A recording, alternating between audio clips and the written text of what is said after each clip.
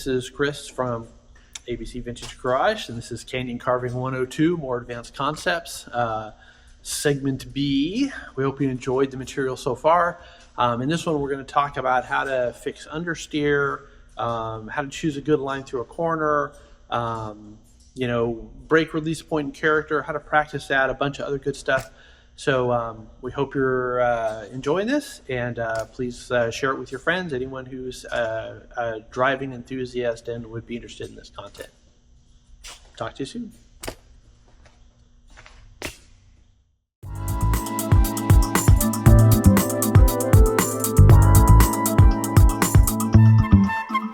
Okay, so now how to fix understeer. So I had a few questions that were kind of related to this. Obviously, there's stuff you can do on your car to increase the grip of the front and decrease the grip in the back to come up with a better balance. But just from a driving standpoint, you need to get more weight on the front, right? So more I don't know what you call it, force on the front tires, right? And you need to do that. You need to use weight transfer. So if you find yourself, your car's constantly understeering, you can fix that with your driving, right? So you go into the corner with a little bit more speed and you extend your braking zone. So I had a couple of people in the comments ask about, in slow, out fast, which was kind of the standard thing that I was reading when I was young before I started racing, right? So in slow, out fast is like you come in here and let me change colors. Let's say you've got your turn-in point is here, your apex is here, and your exit's out there, right? So in this section of the turn, right, you've got your car placed on the outside of your lane, right? And you're braking until you slow down enough to do the corner. And then you release the brakes in turn, and you balance the car with neutral throttle. So you put your foot on the throttle, but you're not accelerating, right? You're just balancing the car. You're overcoming the scrubbing of your tires. Right? And then you come around here and then you're accelerating after the apex when you can open up your steering angle, accelerate out. So that was how I was learning early. It's like, that's in slow, out fast, right? You're maximizing your exit speed. Bad part about that is that you've got all this in here that you're just wasting, right? You're not using the traction that you have in the friction circle. You just killed that. Now, and also with that plan, right? If you have an understeering car, you've got all your braking done here, and now you're off of that and you're on the gas, or you're balancing the car. So maybe you have equal weight front and rear, or the same as you would if the car was static, and the car's understeering, right? So you have to wait because you give it more gas, it understeers more. Right? So you have to wait until you can start taking steering angle out, right? Reduce the slip angle of your front tire so that you can get on the throttle, increase the grip a little bit, right? So out here, you can do that. So what I would say to kill your understeer, you think about let's say I'm going to put a B back here. We're going to call this the beginning of braking, right? So you have where you start applying the brakes. And in here somewhere, we're going to call that the end of braking, right? So what you do is you move your braking point closer to your turn-in point, and you carry your braking through the corner. So you're heavy braking here, and at your turn-in point, you start trailing off the brakes. So that's a progressive release of the brakes as cornering forces build and you add steering angle, right? So you come in, brake, turn and ease off the brakes, and then you have your end of braking point, right? And you're on the throttle out of the turn, right? So what you're doing is you're putting more weight on the nose, so you have better grip, right? You have less on the back, so you have less grip in the back. So you're getting the car rotated early. You might even have a little bit of oversteer, even with an understeering car, in this part of the turn, and you can fine tune that with brake pressure, right? So, if you want to get the back a little bit lighter, right, you can. You want it to rotate more, you can by moderating your brake pressure, right? So, but to do that, you have to have enough speed in this part of the turn that you can be burning some speed off without overslowing. So it means coming into the corner faster, right? So because you need that momentum so that you can slow and transfer weight to the nose to get the car to turn. So, and then as you get on the throttle, right, then you stabilize the car, and you've got your nose pointing in the direction you want to go. You're scrubbing off less speed with your tires, and you're accelerating out of the corner harder, right? So that's how you kill understeer.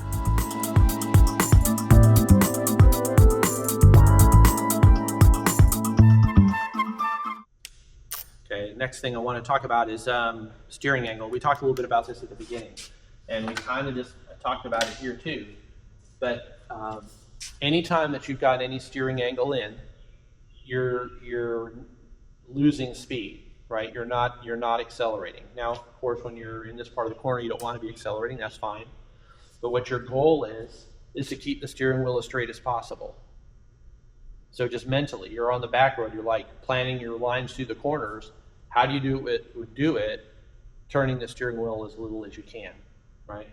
And anytime you're on the throttle, you need to be removing steering wheel. You need to be taking it back out and getting your wheels as straight as you can get them and still hit your exit point. That'll free up the car and keep you from scrubbing off speed on the exit. The other thing you need to be aware of, and we saw this a lot, especially when I was racing, is that you see people, they'll come into the corner, maybe they'll come in a little bit hot, and they'll understeer a little bit, and they'll try to get it straightened out. And the end result is that they're out here somewhere, and they're trying to get to their apex, right? And they're out of shape, and they're holding the steering. They're trying to hit their exit point with the same acceleration that they would have if they'd hit their apex, right? So they're having to have more steering in, and they're trying to accelerate at the same rate. So we call that pinching the curve, and that's like a prescription for how you lose it on the exit, right? If you're not taking steering out and freeing up the car on the exit, it means you've made a mistake earlier in the turn, right? Okay.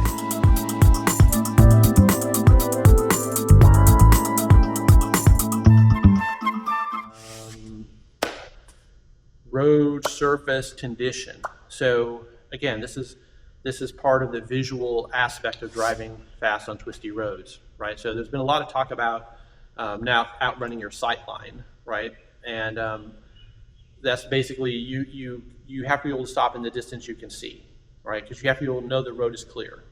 So until you can see the exit and beyond, you can't really get on the throttle, or at least you can't get on the throttle and get to a speed that is greater than your stopping distance within what you can see, right? So you have to be careful with that. And road condition is one of the things that you have to be looking for. So you're looking for gravel, you're looking for ruts, tar snakes, just what is there, bicyclists, all that stuff. You need to be constantly aware of that. And also road camber, right? Because that affects how much grip you have. So if the road is banked away from you, you have very little grip because gravity's working against you. If it's banked towards you, then you have a lot more grip because the momentum of the car will increase the force you're placing on your tires, and you'll have more grip.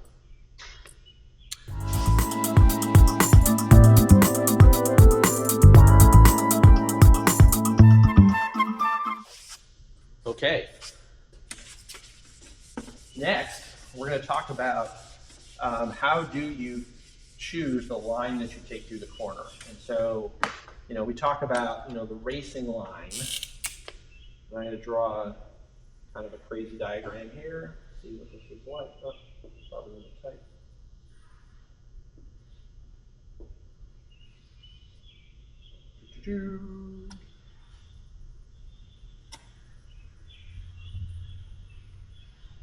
Okay, so believe it or not, this here is turn 6. This is the carousel at Sears Point, now Sonoma Raceway, right? So this is what you would see on a track map, but this is not what you'd see when you're going through the corner, because the approach to this corner is uphill, right? So you're going uphill, and then you hit a crest, and then this drops away, like going down a circular thing in a parking garage, right? Except it's fairly high speed. It's 70, 80 mile an hour turn. right? So you're coming through there, like what is your line, right? So you can pick out, okay, and there's a long straightaway here. The longest straightaway on the track is after this, going down to the hairpin in turn 7, right? So you know, well, okay, my apex is way out here, right? I've got to get my tires up against the edge of the road there. So what do, right? You can, stay way out here, and then turn in and hit your apex and your exit like that, which is what I would consider kind of the classic racing line. You can do this where you come in tight on this side, maximizing your straightaway speed on the preceding straightaway, brake, and then turn in about the same place, accelerate out like that. Though your speed there, because that radius is tighter, is going to be a little bit less. Right, so there's that line. But you gained some here and you've lost some there.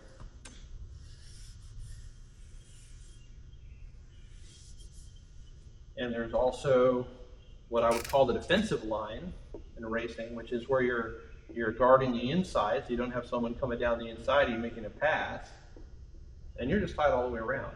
And then you come out at your exit like that. There is probably a right way to take this corner.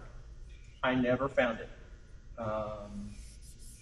What I found is that my corner exit speed, I'd have someone on my crew come out here and time me from the apex to a certain point on the straightaway with a stopwatch. And everything I tried basically delivered the same exit speed onto the straight. So this corner, the approach of this corner became about who's around me, who's trying to pass me, who am I racing with, what's the, just like it became variable, because I knew that if I hit my apex and got my exit right, my straightaway speed was the same. So what I would say is that when this is actually a pretty good example of maximize your exit speed and not worry so much about your entrance speed on the street. On the racetrack, if you're shaving tents, it's different, but on the street, if you're driving with friends, having fun, make sure that you get your apex right. Turn in where you can hit your apex and get your exit and unwind the wheel. If you apex here, you're going to be slow here because you won't be able to have unwound the steering and gone as fast on the exit.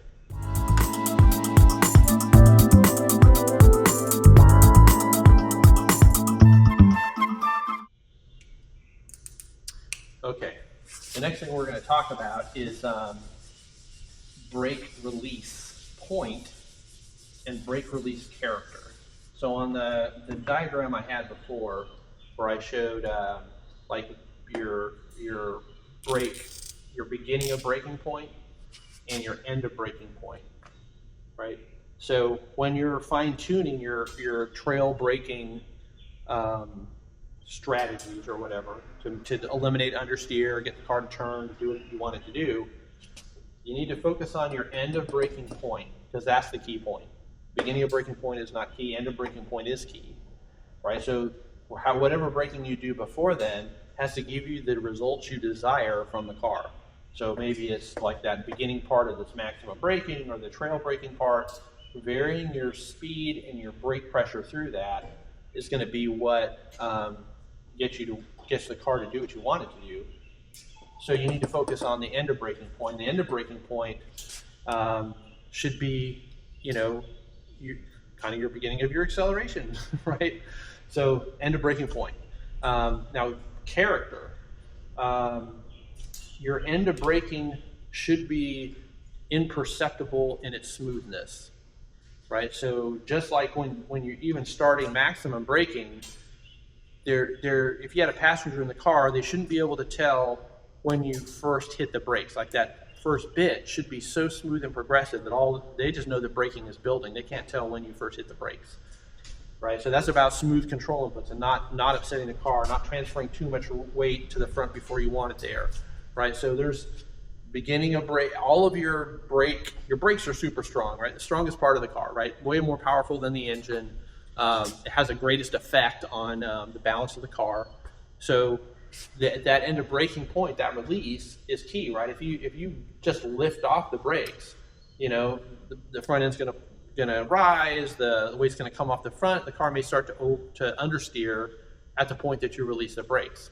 If you release the brakes smoothly and progressively, then when you're off the brakes, the car is balanced, right? So you've got the maximum amount of grip that you can have in that situation, right? So end of braking point. Now, some people have asked me, like, okay, I'm not driving fast all the time, right? How do I practice this stuff? Well, you can practice end of braking point, that character, every time you get on the brakes, right? So in normal street driving, in traffic, whatever, be conscious of, like, how is my initial touch on the brakes? How is that? Is it like a sudden, you know, punch, or is it a smooth progression? And when I release the brakes, can I feel the point where the car just suddenly is free? If you do it right, you can't feel it. And you can practice this stopping at a stoplight or whatever. When you roll up to a stoplight, as you get near, your speed gets lower, you have to release pressure on the brakes so that your stop is just imperceptible, right? So developing that sensitivity with your right foot, super key, right? So, and that's something you can practice on the street every day, all the time. Just like picking lines through corners, you practice that on the street every day in all of your driving. It's not just like, okay, I've got to be in the mountains.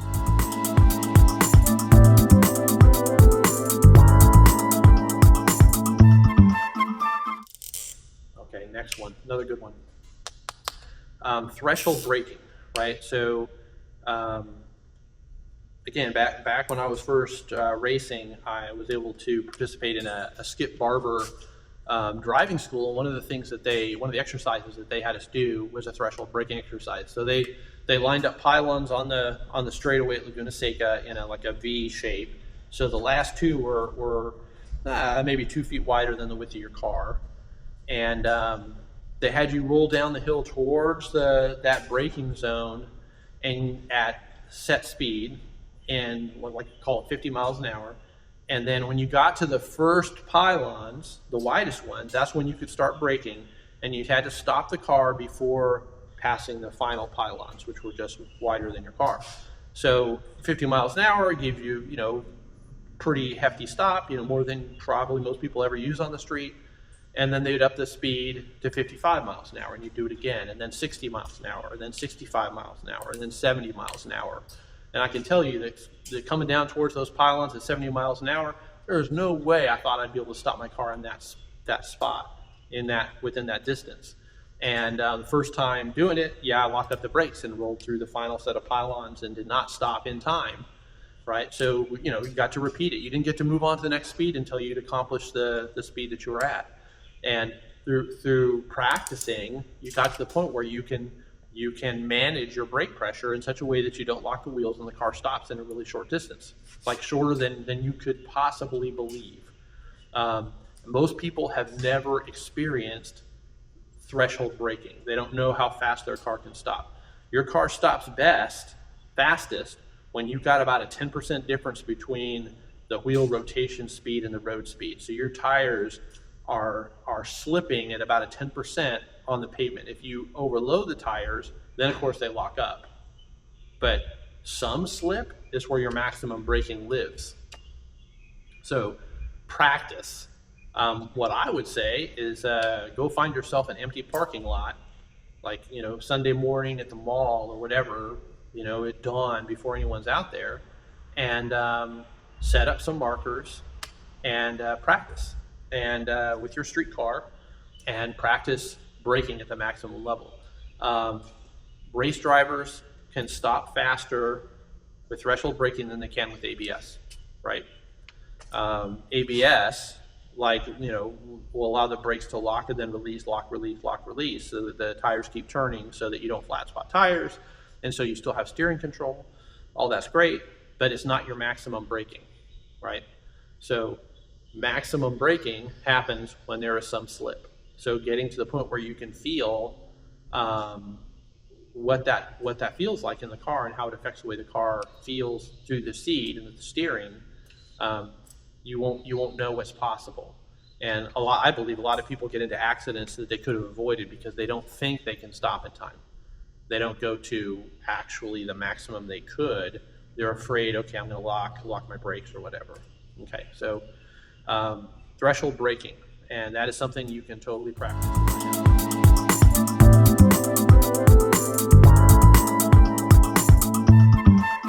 Next, increasing and decreasing radius turns, right? So how does that affect your line choice? A decreasing radius turn requires a very, very late apex.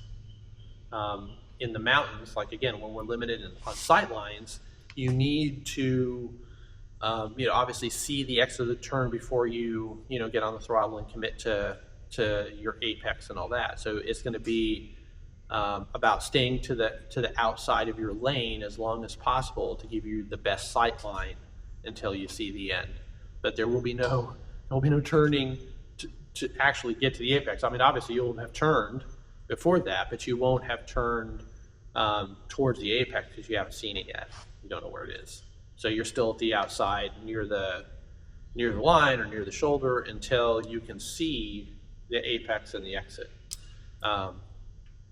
In an increasing radius turn, you're taking out steering and getting on the throttle. It's easy.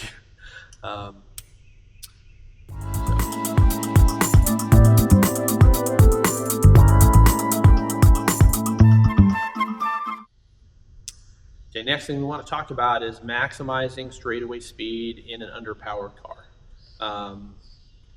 And again, I mean, this gets back to everything we've talked about so far, right? You have to first off, you have to be in the right gear, right? So you choose the gear that you're going to exit the corner in based on what's going to give you the highest exit speed. You straighten out the corner. You are smooth and progressive with your inputs, which will allow you to increase your cornering speed. You use trail braking to get the car turned, but you don't scrub off any extra speed, and you get on the throttle as early as you can, and you take out as much steering as fast as you can and free up the car. That's basically it. There is not there's no magic there. It's a combination of the techniques that we've talked about. Okay. Hey, this is Chris from ABC Vintage Garage. That's it for Canyon Carving 102 Segment B. Please like, share, and subscribe, and look for the next one coming soon. It's going to be great. Talk to you soon. Bye-bye.